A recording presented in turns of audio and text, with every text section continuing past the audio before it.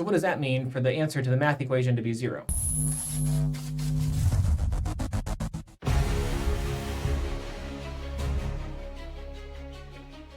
Let's talk about p orbitals.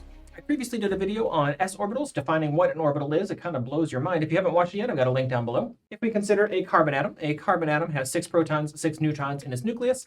It's got 1 s orbitals, 2 s orbitals, but it also has 2 p orbitals. So continuing with what we talked about in that previous video, again, link down below, if we were to take this carbon atom and we were to define, to measure the position of the electron, we don't really do this, but if we did, the electron might be here.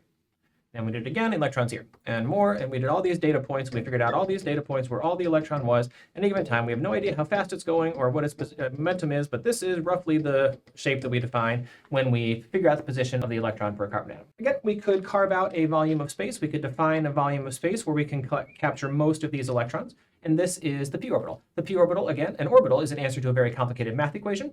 The p orbital then is the math equation that defines this volume of space within which, again, there's a 90 to 95% probability of finding an electron at any given time. Now, you often see carbon atoms drawn with their orbitals that look like this, where one lobe is shaded relative to the other lobe. What does that mean?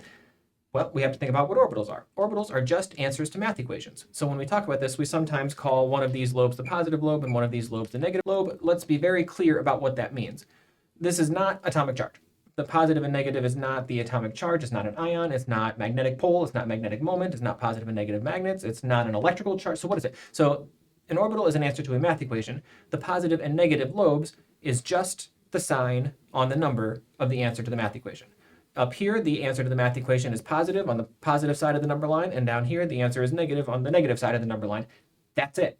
That's all the positive and negative mean. They don't physically mean anything. It's just the answer to the math equation happens to be positive up here, happens to be negative down here. Another thing we often talk about with orbitals is nodal planes. So there's a plane here, and that plane cuts right through the center of the carbon atom, perpendicular to the 2 phases of the orbital. The nucleus of the carbon atom sits on this plane. This plane is intended to be drawn perpendicular to your screen with the positive sticking up above and the negative sticking down below. This is a node, a nodal plane. So what is a node?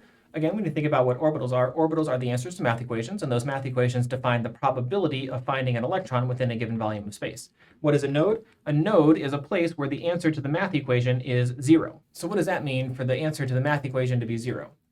Math equation is an equation that tells us the probability of finding an electron, and if the answer is 0, that means there is 0 probability of finding the electron at the nodal plane. The electron cannot probabilistically be at the nodal plane. There is 0 probability of finding the electron at the nodal plane. So that's kind of interesting. An answer to the math equation being 0, meaning there's 0 probability of finding the electron.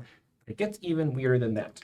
When we think about the electron, sometimes the electron is in this lobe, sometimes the electron is in this lobe, but how does it go from one lobe to the other if it would have to pass through the nodal plane, but it can't pass through the nodal plane because there's no probability of finding the electron at the nodal plane? If it can't travel through the node, how does it get from one lobe to the other? The answer is way beyond the scope of organic chemistry. It's more of a physical chemistry answer. The answer is going to be quantum tunneling. Don't worry so much about it. But what's really going to blow your mind is that we assume that the electron is in both lobes simultaneously, even though it can't travel from one lobe to the other. We assume it's in both lobes simultaneously. That's how we think about a p orbital. We think about the p orbital as the electron density being equally distributed between the positive and negative lobe, even though there's no way for it to get from one lobe to the other. That's the paradox of these orbitals. Orbitals are just answers to math equations. They just tell us the volume of space within which it is probable to find an electron. If this hasn't blown your mind enough, we still have one more level to go, and that's bonding.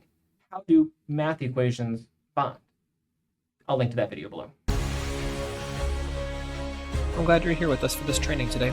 Check out these other videos in my playlists to see if there's anything else that can help you level up your ninja levels even further. As always, don't forget to like and subscribe.